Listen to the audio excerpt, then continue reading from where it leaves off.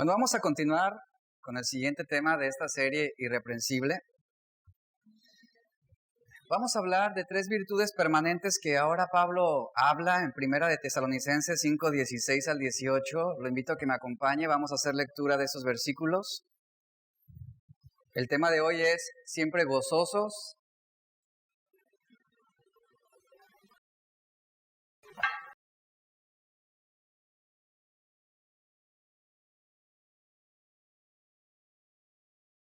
¿Lo tiene?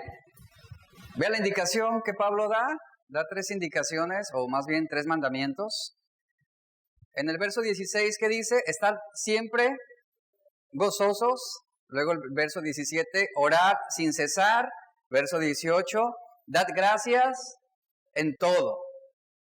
Dad gracias en todo.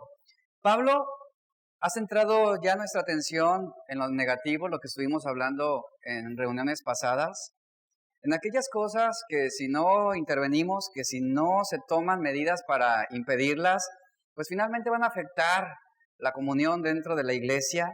Pablo instó finalmente al liderazgo y a la iglesia a que amonestemos a los ociosos, amonestó a que también nos exhortó a que levantemos a los débiles, que seamos pacientes con los que exasperan. Y fueron indicaciones muy precisas para evitar que la iglesia fuera afectada o que la iglesia pudiera caer en una lesión que pudiera finalmente afectar esa unidad. De lo contrario, lo vimos claramente, si no se interviene, la iglesia se va a convertir en un mar de conflictos y de rencores y de amarguras y de resentimientos.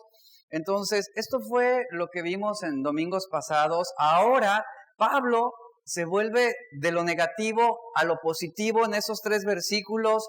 En vez de decirnos lo que no debemos hacer, ahora él habla de lo que sí debemos hacer.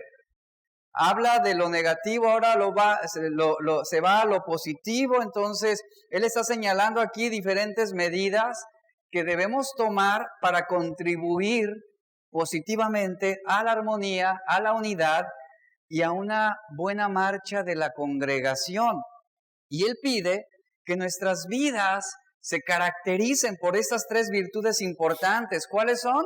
El gozo, la oración y la gratitud. Repito, el gozo, la oración y la gratitud. Usted puede leer esas indicaciones y pareciera difícil de llevarlas a cabo. ¿Están siempre gozosos? ¿Orad sin cesar? ¿Agradecer por todo? ¿Se da cuenta que esto no es algo natural? Y Pablo no está prescribiendo requisitos para congregaciones extraordinarias, sino para una iglesia ordinaria que al obedecer a Dios va a producir cosas extraordinarias. Y estas tres virtudes deben ser practicadas, dice Pablo, en todo momento. ¿Qué significa esto? Que no es suficiente con que algunas veces usted tenga gozo, que no es suficiente con que en algunos momentos interceda por alguien más, o que cuando le va bien exprese gratitud.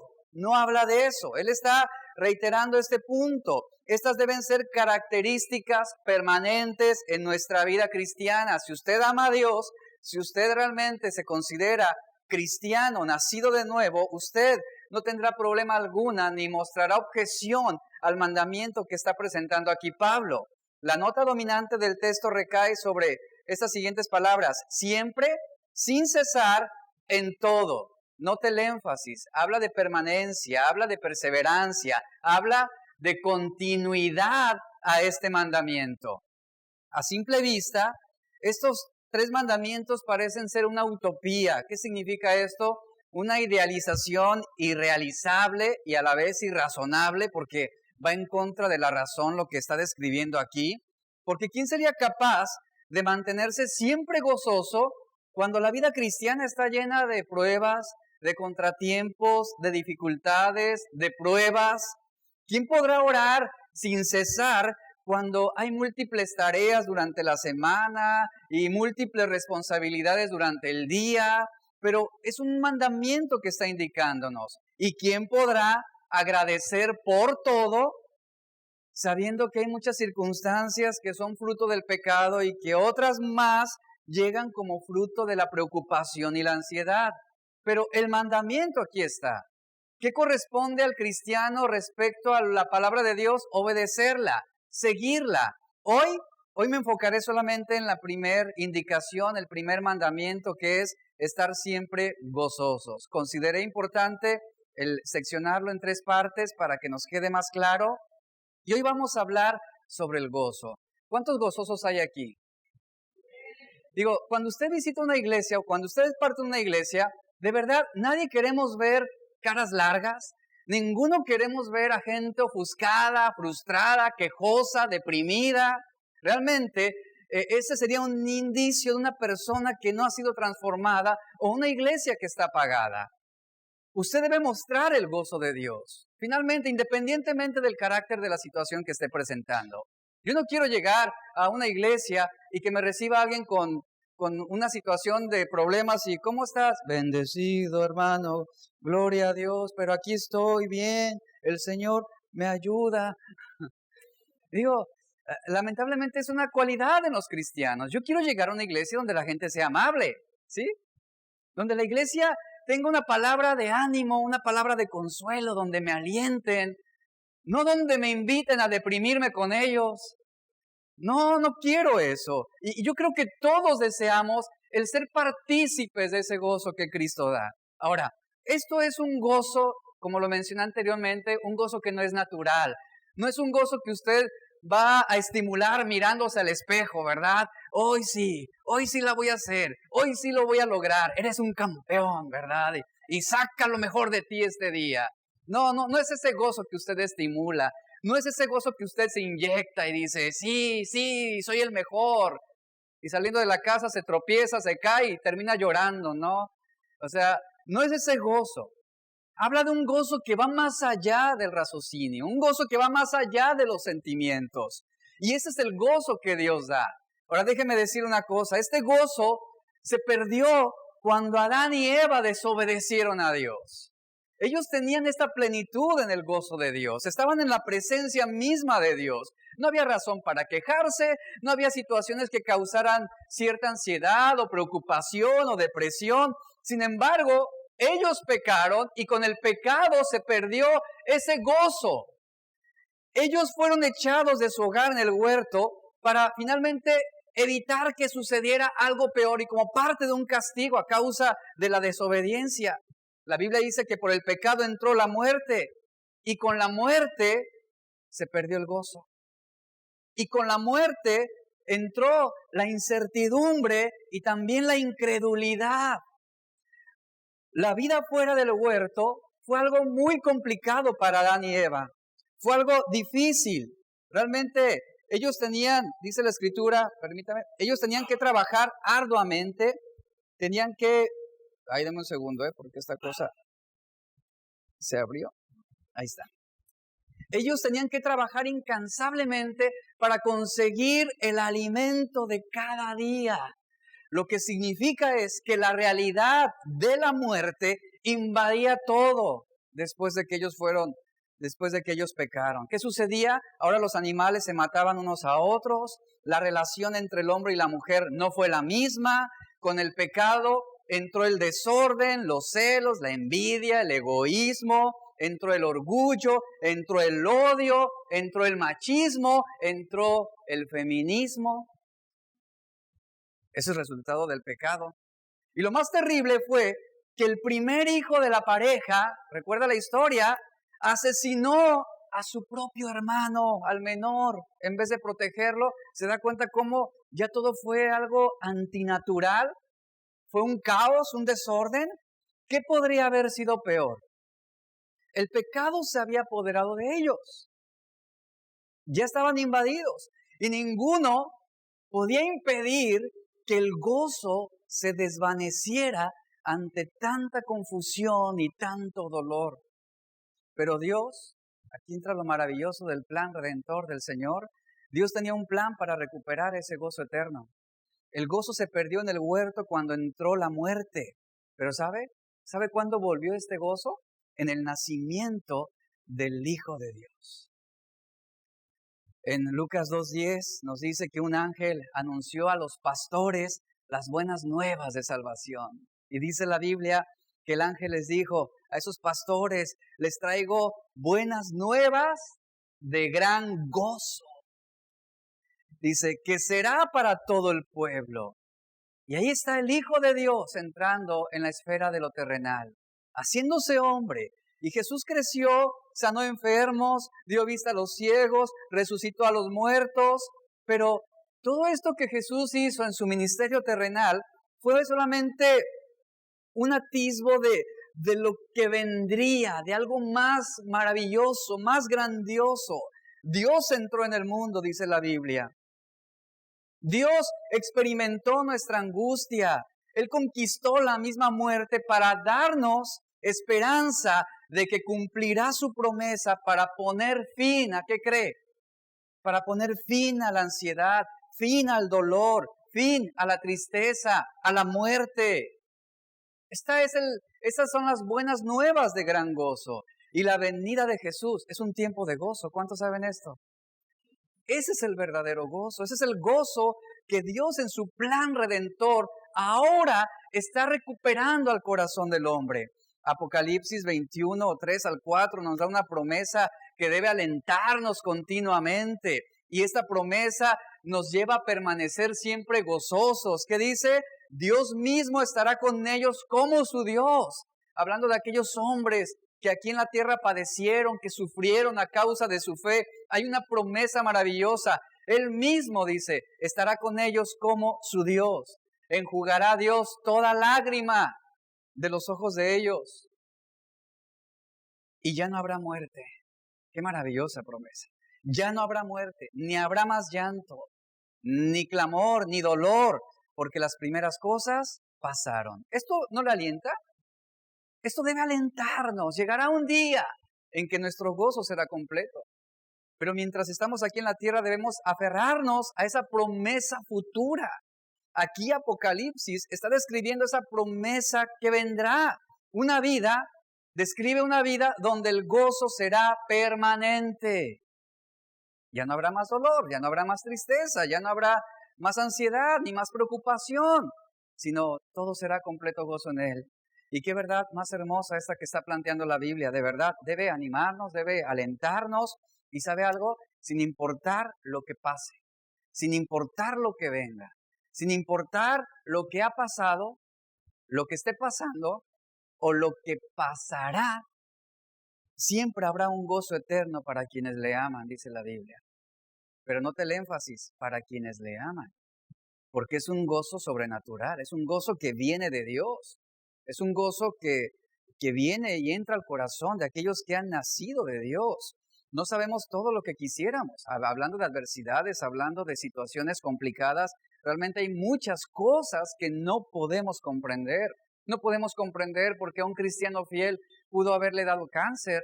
No podemos comprender por qué a una mujer que ha sido constante, una mujer de oración, una mujer que es fiel con el Señor, no comprendemos por qué repentinamente murió a causa de un infarto o un derrame cerebral. Son cosas que están fuera de nuestro alcance. Sin embargo, nuestra fe que es fuerte y que es suficiente, nos lleva a poder confiar y descansar en Dios, sabiendo que la eternidad con Cristo será más hermosa de lo que jamás hayamos imaginado.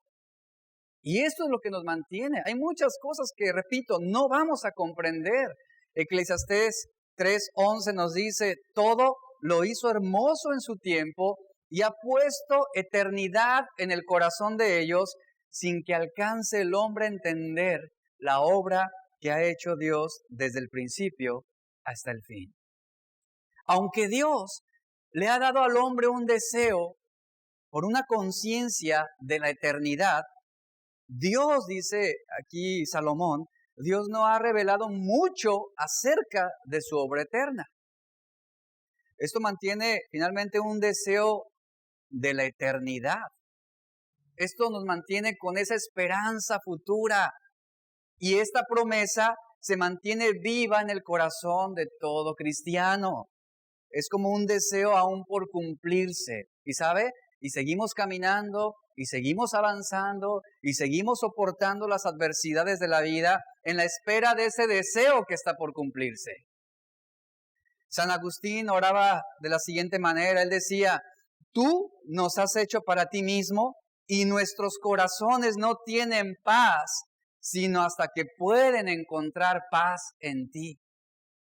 Y aquí está el deseo del cristiano, el deseo, la expectativa, el plan del cristiano de poder experimentar realmente ese gozo que no se apagará con las diversas aflicciones en la vida. Hablando sobre un ejemplo de esto, el pueblo de Judá, nos dice la Biblia, Judá tuvo una experiencia agridulce cuando ellos después del cautiverio regresaron a Jerusalén. Al comenzar a reconstruir el templo de Salomón, había dos grupos en ese entonces. Estaban los grupos de los jóvenes y estaban los grupos de los ancianos. Y los dos fueron puestos ante una misma situación, pero reaccionaron diferente. Dice la Biblia que los ancianos, al ver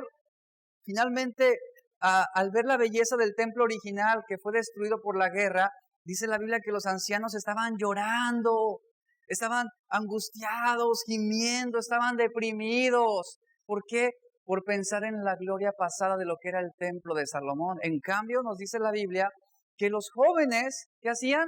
Entonaban cánticos de alabanza.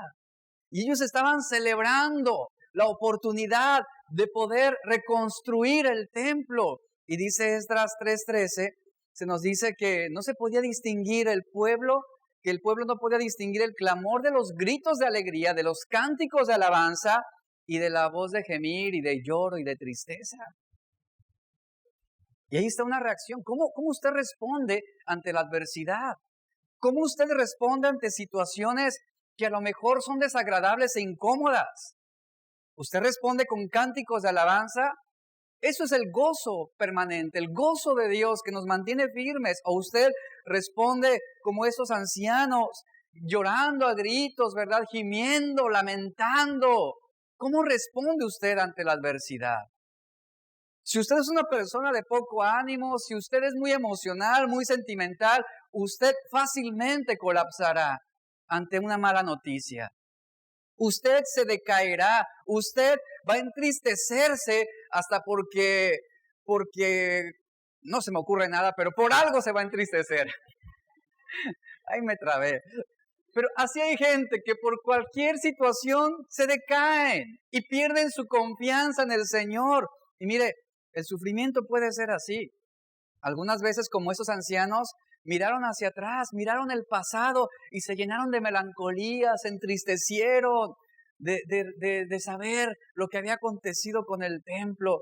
A ellos no les importaba, ellos no veían más allá del presente. ¿Nota eso? Ellos vieron el templo arruinado y lloraron y recordaron lo que había sido la gloria del templo de Salomón. Pero, ¿sabe? No tenían esperanza futura, por eso gemían, por eso lloraban a gritos. Y así hay muchos cristianos. Pero los jóvenes, ¿qué hicieron? Encontraron una promesa de gozo. La reconstrucción de la casa de Dios. Eso los animaba. Eso los hacía mantener su gozo, la gloria futura, lo que vendría. ¿Y sabe algo? Dios no actúa estáticamente. Dios no actuó solamente en el pasado. Y a veces miramos el Antiguo Testamento y decimos, ay, mira la manera como Dios obró, mira lo que Dios hizo con Moisés, mira cómo lo que Dios hizo con Noé, con esos hombres, y decimos, ay, si tan solo. No, Dios es el mismo ayer, hoy y por siempre. Él sigue obrando, Él sigue actuando dinámicamente en la vida de aquellos que le aman. ¿Y sabe por qué perdemos el enfoque en esto? Porque estamos más atentos a nuestras circunstancias, a nuestros problemas, al dolor, al sufrimiento y no a la obra de Dios. Y es aquí donde debemos cambiar esta perspectiva, porque incluso en medio de una pérdida devastadora, lo peor que usted se puede imaginar, ¿sabe algo? El cristiano tiene esperanza. Una esperanza que es viva, una esperanza que es eterna. Y el Señor provee gozo en medio del dolor. Es lo que la Biblia nos enseña claramente. Provee gozo en medio del dolor. Usted tiene el ejemplo de Job. A pesar de, él mantenía siempre su entereza, su fe, su confianza. Él mantenía su gozo.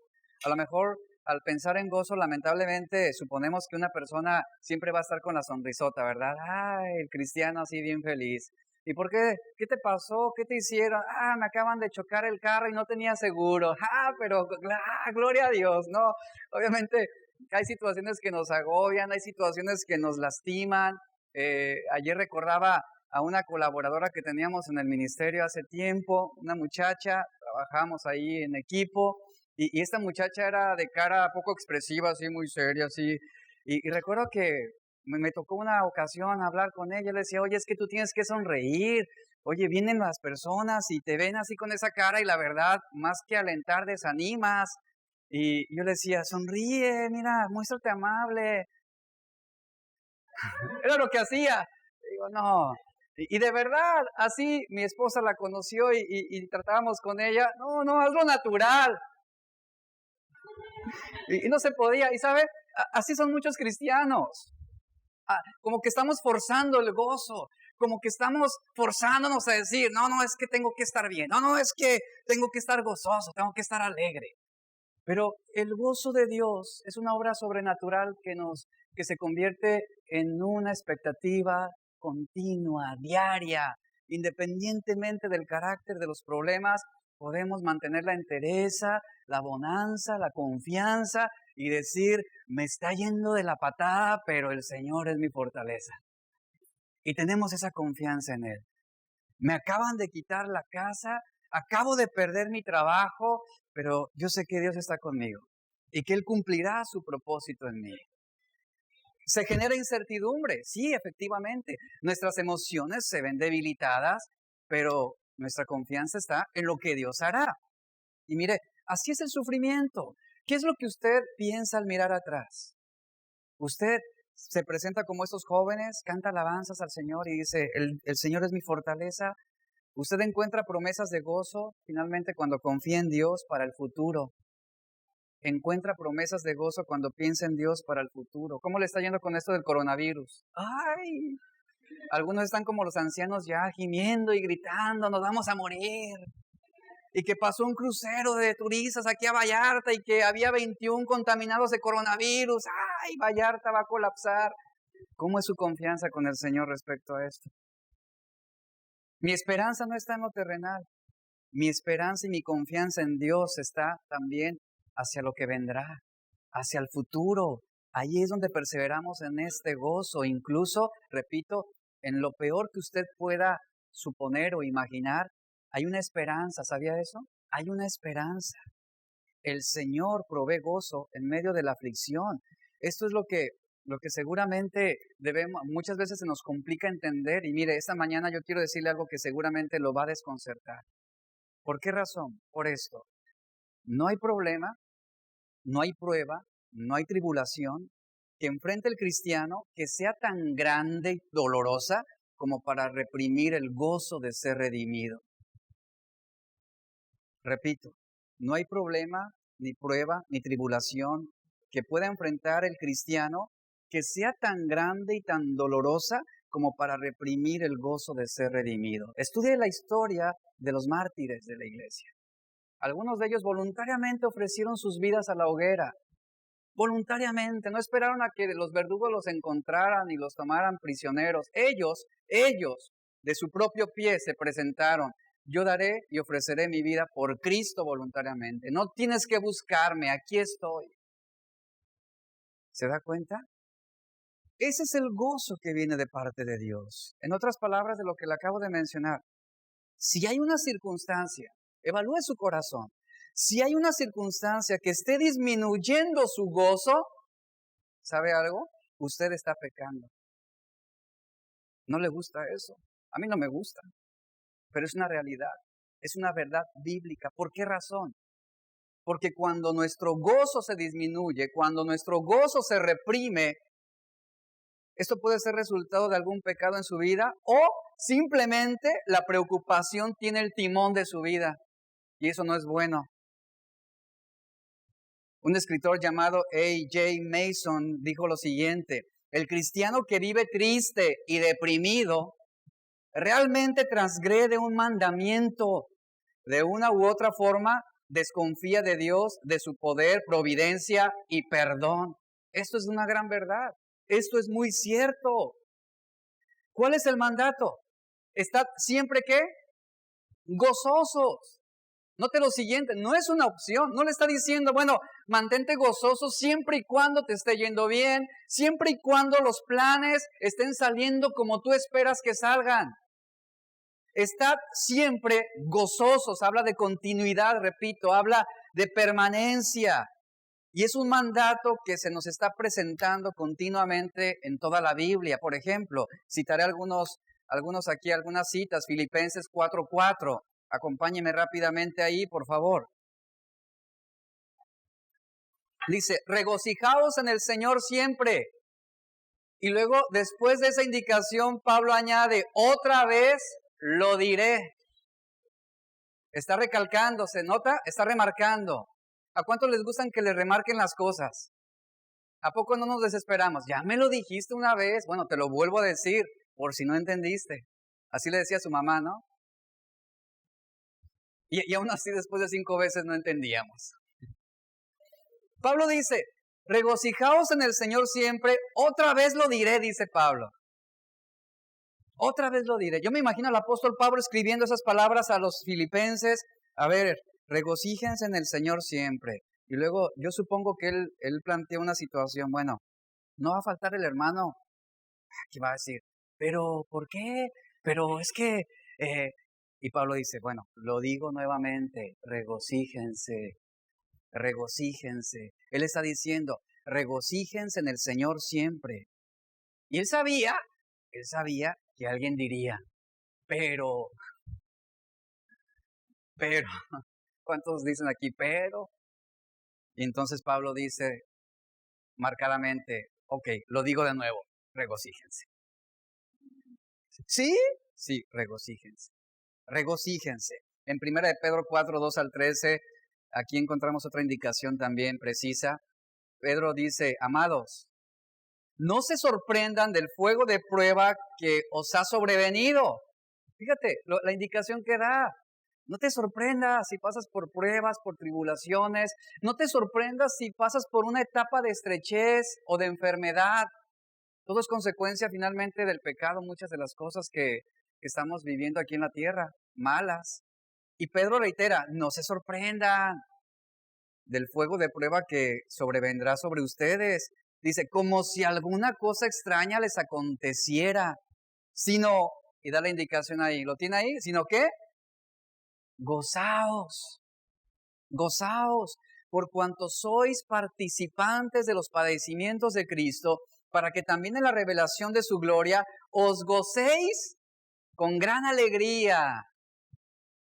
Pablo era un hombre llamado a sufrir continuamente. Usted lo sabe, usted ha leído sus palabras, conoce un poco sobre su historia, su vida. Él escribió tiempo después a los Corintios, en 2 de Corintios 11:24-29, y vea lo que él escribió. Acompáñeme ahí, por favor, vamos a leerlo juntos. Realmente la vida del apóstol Pablo como misionero, como apóstol, fue difícil. 2 de Corintios 11:24-29.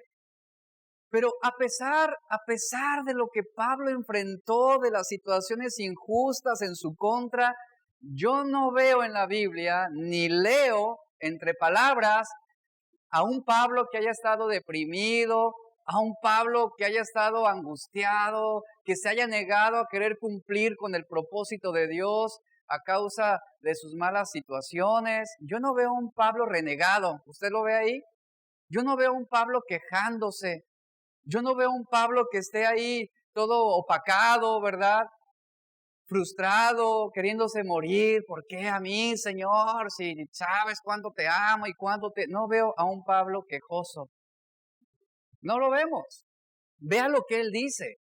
5 veces he recibido de los judíos 39 azotes. Ya con esto algunos desistirían de la fe, dirían, no, ya no. Y luego dice, 3 veces he sido golpeado con varas. Si algunos se acuerdan del chanclazo de la mamá cuando eran niños y todos siguen amargados y siguen recordándola con resentimiento.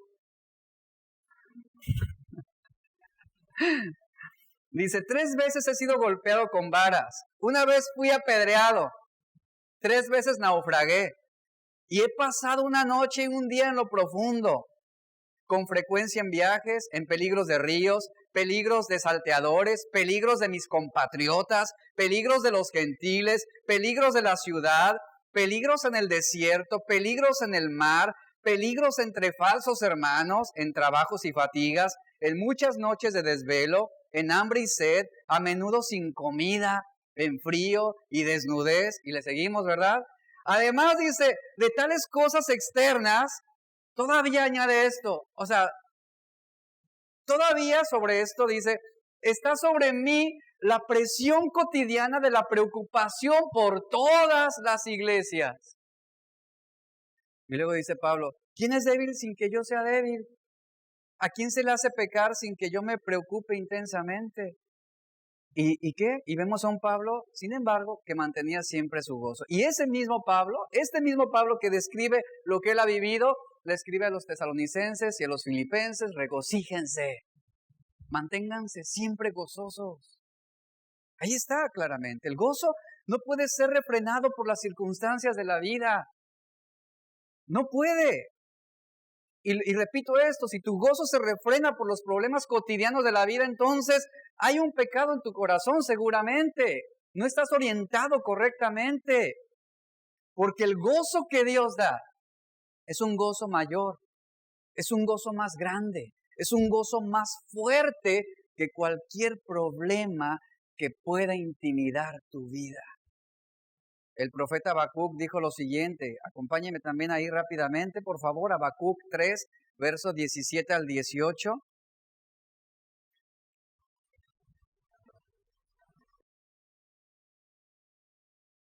Habacuc 3, versos 17 al 18, ¿lo tiene? Dice, aunque la higuera no eche brotes, está hablando, vea, en un sentido negativo, de adversidades en la vida, de fracasos. Dice, aunque la higuera no eche brotes, dice, ni haya fruto en las viñas, aunque falte el producto del olivo y los campos no produzcan alimento, aunque falten las ovejas del redil y no haya vacas en los establos, vea lo que dice, con todo, y a pesar de, yo me alegraré en el Señor. Yo me gozaré en el Señor.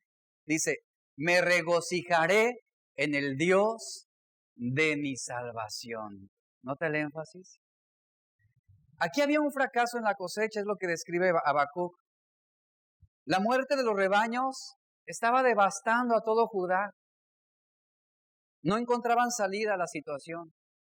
Sin embargo, Habacuc afirma que aún en medio de la hambruna, él podía regocijarse en el Señor. En pocas palabras, las circunstancias, y tome nota de esto, no pueden controlar nuestros sentimientos.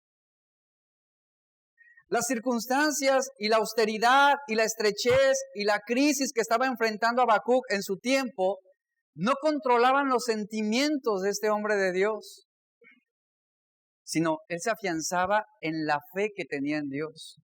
Él estaba confiado en la capacidad que Dios tenía para proveer, aún en medio de la situación difícil, aún en medio de la crisis, aún en medio del hambre, aún en medio de la austeridad, de la sequía. Y aquí está la confianza. Y aquí está este profeta diciendo, con todo yo me alegraré en el Señor, me regocijaré en el Dios de ¿qué? De mi salvación. ¿Nota? Que su gozo de ser redimido no se reprimió a causa de la sequía. Y a veces perdemos el enfoque. A veces planteamos que si verdaderamente Dios nos ama, nos brindará una vida de comodidad aquí en la tierra, pero no es así, no es así. La Biblia no garantiza eso en ese sentido. Y vemos aquí una indicación bien clara respecto al profeta Habacuc, es decir, que cuando nada tenga sentido para ti, cuando nada tenga sentido para nosotros y cuando los problemas parezcan insuperables y parezcan ser más grandes de lo que podemos soportar, ¿a qué nos invita Habacuc? A recordar que Dios nos fortalece, a recordar que Él es un Dios omnipotente, que Él puede obrar a nuestro favor, sea cual sea la situación que estemos enfrentando. Recordemos que es Dios quien nos anima. Recordemos que es Dios quien nos consuela. Recordemos que es Dios quien nos sana. Es Dios quien nos levanta. Es Dios quien nos fortalece. Es Dios quien va a obrar en tu vida para transformación. Si tú pones tus ojos en las dificultades, en las preocupaciones y en las aflicciones y en los motivos de temor, ¿sabes qué sucederá? Perderás tu gozo. Perderás tu gozo. La indicación aquí, ¿cuál es? Aparta tus ojos de los problemas. Aparta tus ojos de la tribulación. Aparta tus ojos de la situación y mira a Dios. Mira a Dios. Mirando a Dios encontrarás esperanza. Mirando a Dios encontrarás más fe. ¿Qué pasaba con esta iglesia en Tesalónica? Bueno, sucedía que ellos estaban afrontando una situación de persecución. La persecución nunca es fácil. La persecución finalmente hiere, lastima, corres por tu vida. Eres vulnerable, amenaza tu integridad física. Sin embargo, esta iglesia estaba pasando por esos tiempos difíciles. Algunos, dice la Escritura, tuvieron que soportar la expulsión. Otros tuvieron que abandonar su vivienda, sus propiedades, sus negocios, a su propia familia. Familias que tuvieron que esparcirse, dividirse con tal de finalmente salir adelante y proteger su integridad física. Algunos sufrieron violencia. Digo, la situación que vivió esta iglesia fue algo muy complicado. Pablo no está hablándole a una iglesia que vivía bien, que era una iglesia muy próspera, que vivían en paz. No, era una iglesia que estuvo pasando por tiempos muy duros. Y aún así, la indicación y el mandamiento, ¿cuál es? Mantengan siempre su gozo. El ánimo obviamente se veía amenazado. La injusticia de las autoridades civiles y los continuos conflictos que había contra los cristianos desalentaban fácilmente. Pero allí está el mandamiento: mantengan su gozo en la esperanza futura. Quiten sus ojos del presente, miren más allá de esta vida. El hombre natural obviamente experimenta cierta alegría, ¿no? Cierto gozo, por así decirlo, cuando todo va bien. Así funciona nuestra mente, así funciona finalmente nuestro cerebro. Recibimos algo que nos gusta, recibimos una compensación, un bono y experimentamos alegría. Pero ¿cómo reaccionas cuando viene tu jefe y te dice, te voy a bajar el sueldo? No. O que te diga, ya no habrá bono. No reaccionamos con gozo. Pero cuando te dicen, te voy a duplicar tu sueldo. ¡Qué gloria a Dios! Gloria a Dios, soy hijo del rey. Pero la semana viene tu jefe y te dice, ¿sabes qué? Estás despedido. Y nos vamos, nos hundimos. Entonces, el hombre natural experimenta ese gozo y esa felicidad solamente cuando le va bien. Cuando le va bien. Y vemos aquí cómo el apóstol Pablo, que reitero esto, él mismo fue sujeto a grandes aflicciones, ya lo vimos. Cosas que no le gustaban. Cosas que a lo mejor él mismo no aprobaba, pero sin embargo fue obediente y fue fiel. Y él mismo, que fue sujeto a grandes aflicciones, no perdió su gozo. Y él mismo escribe a los lectores, a esta iglesia en Tesalónica, que estaban rodeados por diversas situaciones difíciles. ¿Y qué les pide? ¿Qué les pide? Mantengan su gozo. Estén siempre gozosos. La respuesta es clara. El gozo del cristiano no depende de las circunstancias inmediatas, sino de su relación con Cristo. Es hacia donde está orientando Pablo. ¿Quieres mantener tu gozo? ¿Cómo es tu relación con Cristo? Esa es la clave. Esa es la respuesta aquí. ¿Tienes una relación con Cristo? Porque de lo contrario no vas a poder mantener ese gozo. El que está gozoso es porque está en Cristo. Eso es lo que distinguía a los grandes mártires. ¿Por qué no sufrían? ¿Por qué no rehuían? ¿Por qué no negociaban su sacrificio? Porque había un gozo. Porque ellos anhelaban ya el poder ser parte de esa promesa futura al estar en la presencia de Cristo. ¿Nos van a asediar motivos de dolor? Sí. ¿Vendrán situaciones que generarán tristeza? Sí. ¿Lloraremos? ¿Gemiremos? Sí. Eso es innegable. Eso es una realidad dentro de las persecuciones que se han suscitado en contra de cristianos a lo largo de la historia. Sin embargo, y a pesar de, los cristianos fieles siguieron en pie, se mantuvieron firmes, no negaron su fe, no se coludieron con los sistemas del mundo, se mantuvieron en pie ante las grandes verdades de la fe y seguían regocijándose en el Señor. ¿Puede imaginar eso? ¿Puede imaginar eso en la vida de los grandes mártires, de los grandes hombres de fe? Yo le pregunto, ¿puede imaginar usted esto en su vida? Filipenses 3:1, Pablo dijo, prosigo al blanco. Vea, ¿quién es el blanco? Cristo. Prosigo al blanco, por lo demás, dice, hermanos, gozaos en el Señor. El gozo que Dios da, déjeme decirle algo, el gozo que Dios da es compatible con las adversidades. Al ser compatible significa que usted puede ejecutarlo, significa que es aplicable. El gozo que Dios da es compatible con la propia muerte, es compatible con la enfermedad, es compatible con la traición, es compatible con la persecución. El gozo que Dios da es compatible con las adversidades. ¿Y sabe algo? ¿Qué significa esto? Al ser compatible, que no va a desaparecer cuando venga el día de prueba. No va a desaparecer. No se va a reprimir. Por eso, por esa misma razón, el apóstol Pablo puede describirse a sí mismo y a sus compañeros como entristecidos, dice 2 Corintios 6:10, como entristecidos, mas siempre gozosos.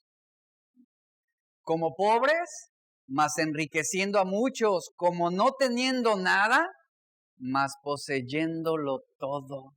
Eso es lo que define también nuestra posición. En el mundo, ¿qué enfrentaremos? Muchas tristezas. Finalmente, es parte de la vida. Pero como Pablo dice, independientemente, estaremos siempre gozosos. Estaremos pobres, pero Dios nos dará para enriquecer a otros, para bendecir a otros. No tenemos nada, sin embargo lo poseemos todo. ¿Qué mejor que la gracia de Dios sobre nuestras vidas? ¿Qué mejor que la salvación de nuestro Dios? Eso es poseer lo mejor de todas las cosas. Y con esta confianza, por esa razón, con esta confianza, al apóstol Pablo le sobraban motivos para gloriarse en las tribulaciones, como él escribió a los romanos en el capítulo 5, verso 3. Tiene sentido esa frase cuando comprendemos el carácter del gozo. Por eso podemos gloriarnos en las tribulaciones.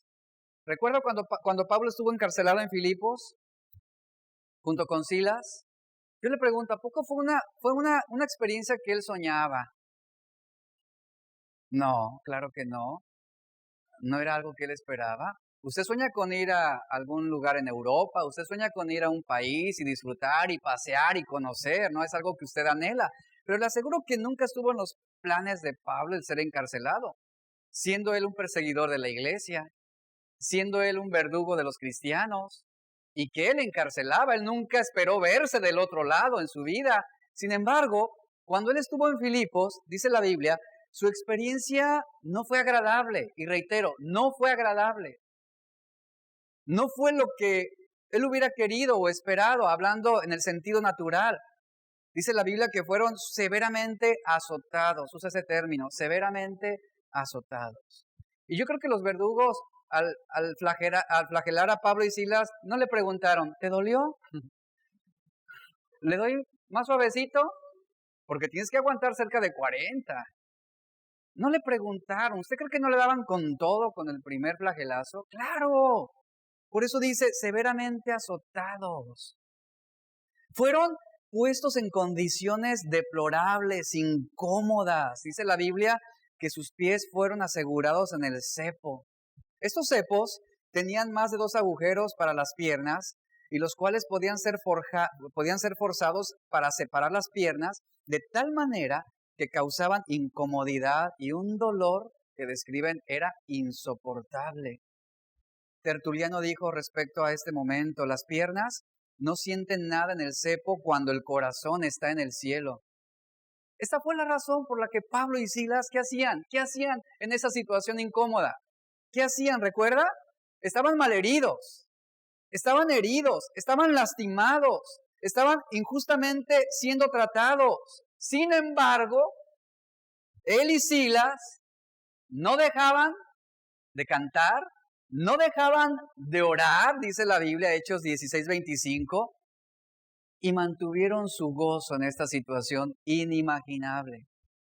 La iglesia en Tesalónica, dice Pablo en el capítulo 1, verso 6, ellos habían recibido la palabra en medio de mucha tribulación, y añade lo siguiente, pero con el gozo del Espíritu Santo.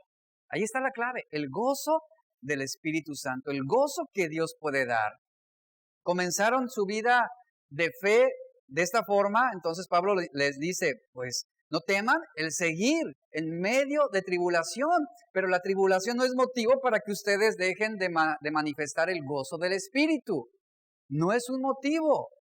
Entonces, ¿cómo puede ser esto posible de Pablo y Silas? Bueno, las razones por las que ellos mantuvieron su gozo, en primer lugar, el gozo depende menos de lo que alguien tiene que de lo que es. Aquí es donde debemos evaluar nuestro corazón. El gozo depende menos de lo que tenemos que de lo que somos. Entonces, perseveramos en este gozo por lo que somos en Cristo. No depende del hombre exterior, sino de la fuerza del hombre interior. Menos de las circunstancias y posesiones que del carácter de la persona finalmente que ama a Cristo. Y esto es una obra del Espíritu Santo sobre nuestras vidas. Algunas personas son quejumbrosas aunque tengan abundancia de posesiones. Esto es una realidad. Aunque gocen de buena salud, aunque vivan una vida aparentemente cómoda, próspera y sin problemas, no dejan de quejarse, no dejan de preocuparse, no dejan de afanarse. En cambio, aquel que mantiene su gozo permanentemente son aquellos que son afables, que son agradecidos, que permanecen orando, que son optimistas, aun cuando viven en pobreza, aun cuando no tienen que comer, aun cuando están rodeados de múltiples desgracias, porque es un gozo que viene de parte de Dios. Para Pablo y Silas, el contentamiento no dependía tanto de sus circunstancias como de su relación con Cristo. Y esa es la clave para perseverar en este gozo que está hablando aquí. Siempre gozosos, implícitamente está diciendo, siempre gozoso se logra únicamente en nuestra relación con Cristo. El incrédulo es egocéntrico, el incrédulo se frustra cada vez que las cosas no salen como él quiere, pero el cristiano no debe responder como un incrédulo. El incrédulo no se conforma con lo que ya tiene, sino que siempre está queriendo más y busca más y va de placer en placer, va de diversión en diversión, siempre intentando apagar su sed de gozo, bebiendo de cisternas rotas que no pueden satisfacerla. En cambio, el cristiano, dice la Biblia, ya no vive para sí. Toma su cruz, ¿verdad? Y le sigue cada día. El cristiano ha descubierto y sabe que su felicidad no consiste en la abundancia de los bienes que posee, como lo dice Lucas 12:15. No consiste en las cosas que tenemos, en lo que compramos, en lo que adquirimos, sino en nuestra relación con Cristo. Ese es el gozo permanente. Es el gozo que nos mantiene firmes. Y es el cristiano el que bebe de aquella fuente de agua viva que da verdadera y profunda satisfacción. La segunda razón por la respuesta de Pablo y Silas ante este encarcelamiento y ante esta situación desfavorable para que ellos pudieran mantener su gozo es la siguiente: el gozo del creyente no depende de situaciones físicas transitorias, sino de una realidad espiritual que es permanente. Allí está nuestra mirada.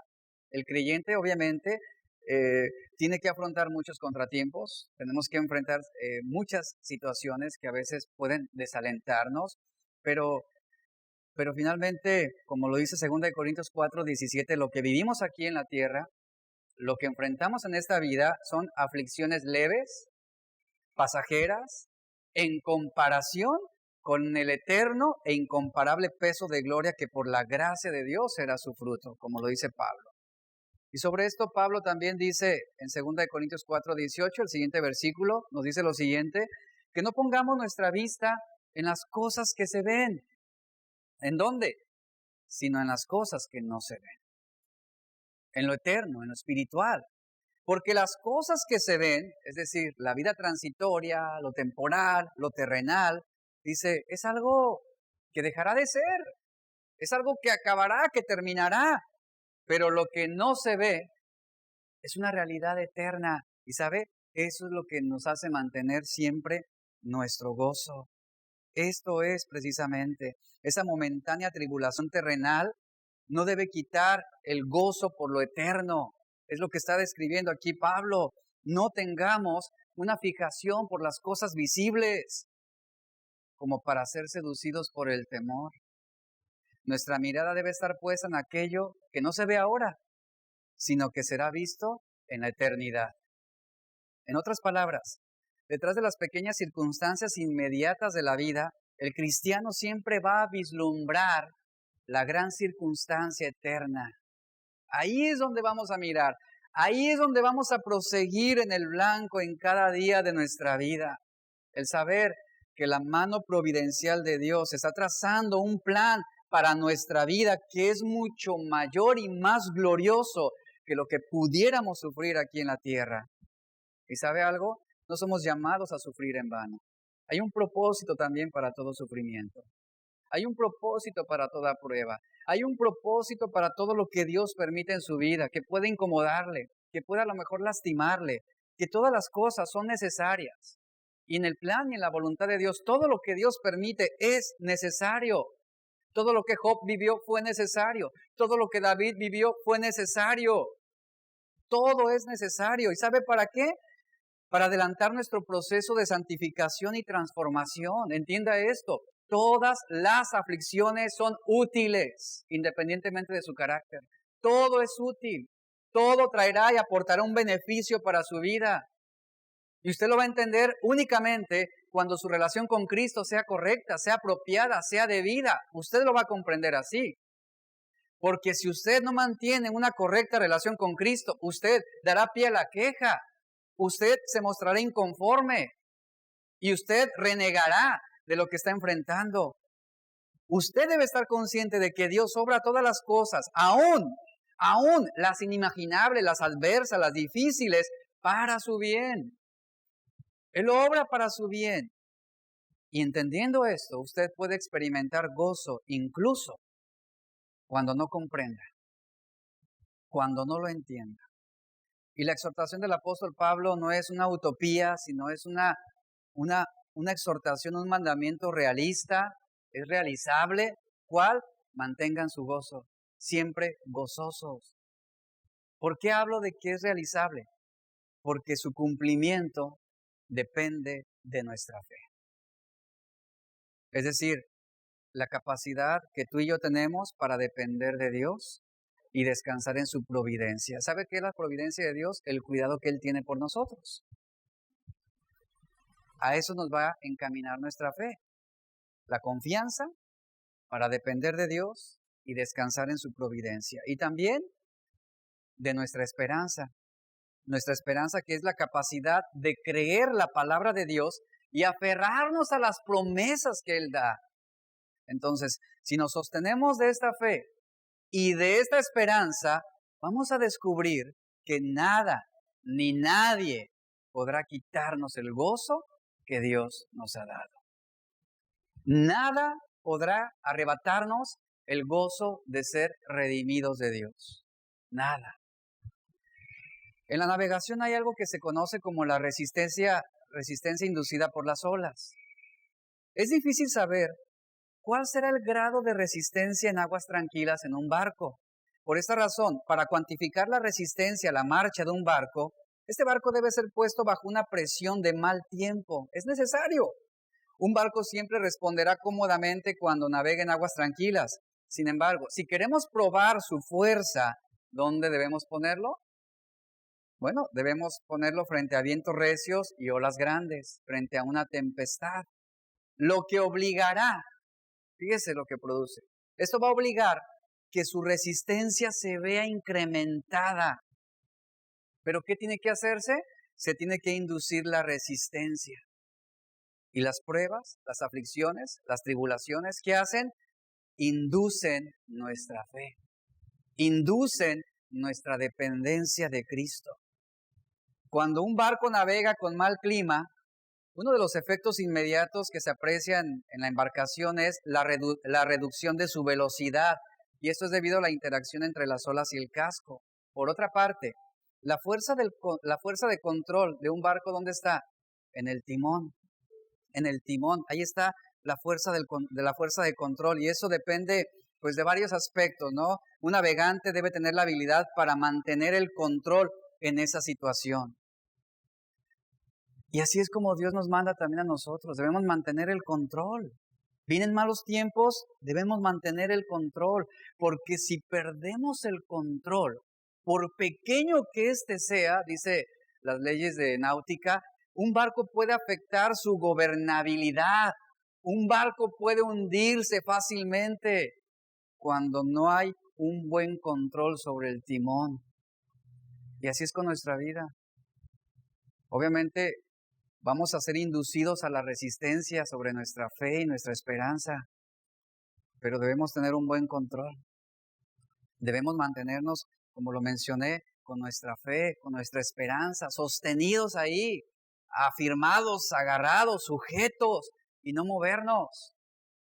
Si nuestra vida no se caracteriza habitualmente por el gozo, vamos a perder el control, y vamos a mostrar un semblante triste y derrotado. Debemos entender que el problema no está en nuestras circunstancias, ni en las personas que nos rodean, ni en el mal tiempo, sino el problema ¿dónde está? En nosotros mismos. Por eso cuando Pablo dice, mantengan siempre su gozo, él no está pidiéndonos cosas imposibles. Se nos exhorta a estar siempre gozosos. ¿Por qué razón? Porque es en Cristo, y reitero esto, es en Cristo donde tenemos los recursos que necesitamos para vivir de esta manera. Es en Cristo solamente. En los tiempos de Nehemías dice la Biblia que el pueblo lloró abiertamente cuando escuchó las leyes de Dios, y el pueblo se dio cuenta de que estaban lejos de ser lo que Dios quería que fueran. Esdras, en cambio, dice la Biblia, él les dio una palabra de ánimo y les dijo que su desánimo debe ser una oportunidad para escuchar y comprender la voluntad de Dios. Y Esdras les dice en Nehemías 8:10 este versículo, no estén tristes, dice, no estén tristes. El gozo del Señor es nuestra fortaleza, ¿sabe? Está pasando por un tiempo de desaliento, a lo mejor se frustra usted por no poder vivir de la manera que Dios quiere que usted viva. Aquí está la clave, no esté triste. Es una oportunidad para que usted crezca. Su fe está siendo inducida para que usted confíe más en el Señor. Y no se olvide de esto, el gozo del Señor es nuestra fortaleza. El gozo es el centro de equilibrio entre la abundancia y la necesidad, entre la salud y la enfermedad. Pablo habla sobre esto en Filipenses 4:11 y 12. Él dice, he aprendido a contentarme. ¿Cuándo? Cualquiera que sea mi situación. Sé vivir humildemente y sé tener abundancia. En todo y por todo estoy enseñado, así para estar saciado como para tener hambre, así para tener abundancia como para padecer necesidad. Pablo escribió a los Colosenses en el capítulo 1 y les dijo, si tengo que entregar mi vida llevándoles el evangelio a ustedes, me regocijaré. Santiago dice, tened por sumo gozo cuando os halléis en diversas pruebas. Y en Primera de Pedro 1:6 Pablo dice, en lo cual vosotros ahora os alegráis, aunque ahora por un poco de tiempo, si es necesario, dice, tengáis que ser afligidos por diversas pruebas. Aquí el punto queda muy claro. Es muy claro a dónde quiero llegar. Los problemas, el dolor, la enfermedad, no hacen a un lado el mandamiento bíblico de permanecer gozosos. Nuestro gozo debe ser continuo. Nuestro gozo debe ser grande. Nuestro gozo está lleno de esperanza. Cuando usted entiende conceptos como la omnipotencia, la omnisciencia, la omnipresencia de Dios, usted no dudará en mostrar un gozo continuo. Esta es la respuesta que surge de una confianza profunda de que Dios está en control de todas las cosas. ¿Cuántos de ustedes realmente creen que Dios está en control de todo. Un control perfecto. Entonces, no tiene motivos para vivir preocupado ni para estar ansioso. ¿Por qué razón? Porque Él va a producir a partir de cada situación nuestro bien, aunque los tiempos sean malos. Las dificultades no podrán frustrar nuestra gloria en la eternidad. El gozo cristiano debe ser finalmente mi respuesta emocional a lo que yo sé que es verdad acerca de Dios como mi Padre y como mi Dios, como mi Señor, como mi Salvador, como mi Redentor. Y ese es el punto. El gozo cristiano desde el punto de vista humano no es natural, como lo mencioné, ¿sabe? Es un gozo sobrenatural. Gálatas 5 nos dice, el fruto del Espíritu, ¿qué es? Amor. Y luego continúa. ¿Cuál es el siguiente fruto que menciona? Gozo, dice. Es un gozo espiritual, es un gozo del Espíritu Santo, es un gozo sobrenatural, es un regalo, es un don de Dios, es un fruto del Espíritu Santo. Si Dios está en control de todo, entonces debemos creer que Él está haciendo todo, que todo sea para nuestro bien. Finalmente, que todo va a aportar para un beneficio en el tiempo y en la gloria futura. Y bueno, sobre esto y termino. ¿Debemos obedecer, sí o no, el mandato de estar siempre gozosos? Queda claro que este gozo depende de una correcta relación con Cristo. Tengo problemas en mi vida. Todos tenemos problemas en nuestra vida. Tenemos dificultades. Las cosas no van a ser siempre como nosotros queremos. A veces no tienes el trabajo que tú quisieras tener. Las circunstancias que te rodean no son favorables. A veces no todo va como a ti te gusta. La pregunta aquí es, ¿por qué debes continuar siendo gozoso? ¿Por qué debes estar siempre gozoso? Por esto mismo, miren, no importa lo que esté pasando en tu vida, no importa cuáles sean tus problemas, no importa cuál sea tu dolor, cuál sea tu aflicción, no importa qué sea lo que tú estés enfrentando en este momento. Lo más maravilloso de todo esto es que sin importar cuáles sean nuestros problemas, tenemos una salvación eterna. ¿No le da gusto eso?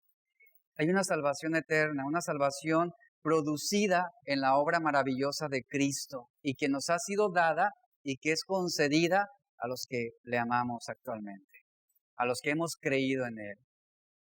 Primera de Pedro 1:8, escuche esto por favor, dice, a quien amáis sin haberle visto, y aunque ahora no le veáis, pero creáis en Él, dice, vosotros os regocijáis grandemente con gozo inefable, lleno de gloria. Ahí está la promesa. ¿Y por qué razón? Dice el versículo 9, debido a que tenéis salvación de Dios. Ese es el motivo de un gozo permanente, constante, que tenemos la salvación de Dios. Qué maravillosa promesa, ¿no? Déjeme ilustrarle finalmente ya esto.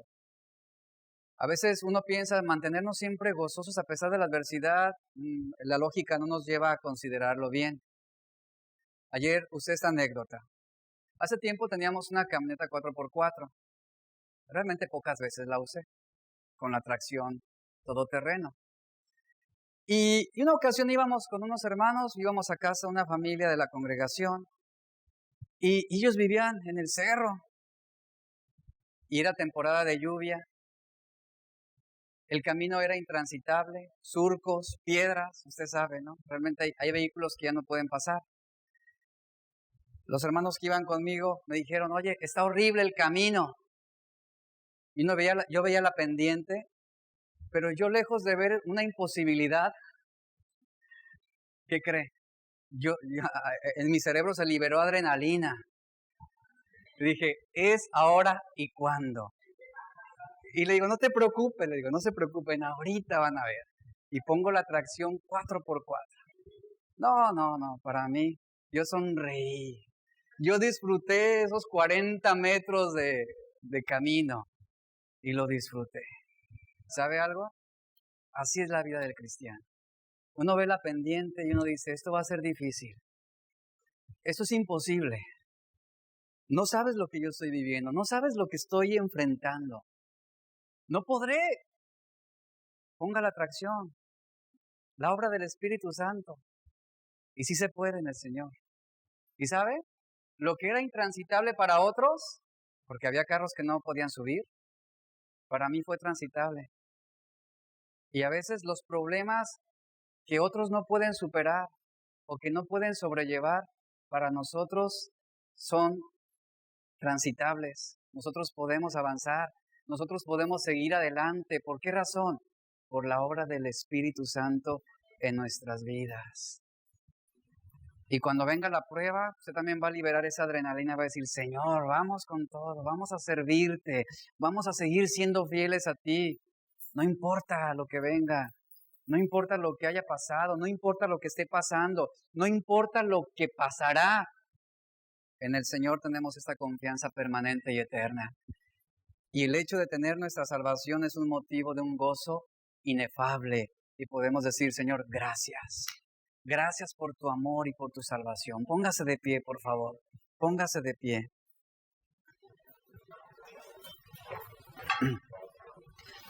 Y en este momento, agradézcale a Dios por la salvación que Él le ha dado. Agradézcale a Dios. Dígale, Señor, gracias. Gracias por tu salvación.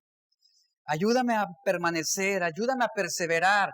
Ayúdame, Señor, a mantenerme fiel a pesar de los problemas, de las tribulaciones, de las situaciones que pueden agobiar. Ayúdame, Señor.